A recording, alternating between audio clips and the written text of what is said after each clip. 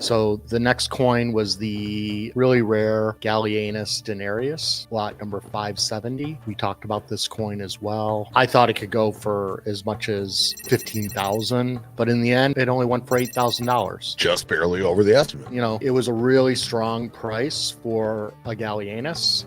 The estimate was very strong, but it sold where it was supposed to sell. So it could have easily been a runaway price. I'm sure that C&G wanted it to be a runaway price. There were some coins that I thought could have been runaway, but then weren't, you know. But that's the thing about auctions, is that it's a crapshoot, guys. I tell people who have coins in auctions like this, you don't always get the results you're looking for. Well, auction results don't always mean the correct price for the coin. No, I mean, look, sometimes people fall asleep. Or sometimes the room is dead, or sometimes, you know, I mean, there's just not the right people in the room. Right.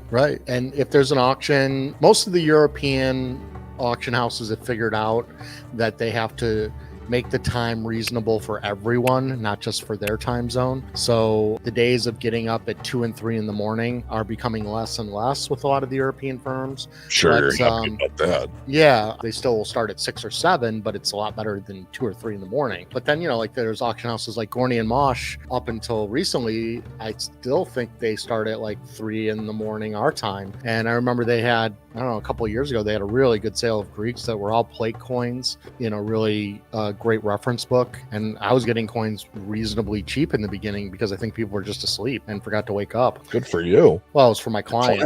It was for my client, still. but you have to set it up and, you know, where it makes sense. I mean, back when we used to do our Gemini sales in New York, we had to wait until Sunday after the show was over. And so we literally couldn't start the auction until 5 or 6 o'clock. And that wasn't great for the Europeans. No, but there was night. But there was nothing we could do about it. But, you know, these days you don't really need a venue anymore to run an auction because everything's done online. And so the days to have a convention or show or some event in conjunction with your auction isn't necessary like it used to. You know, as you all probably know or don't know, Heritage and Stax aren't selling at the ANAs anymore.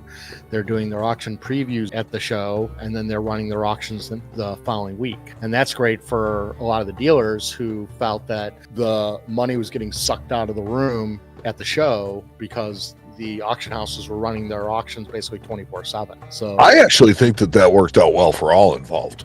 I agree.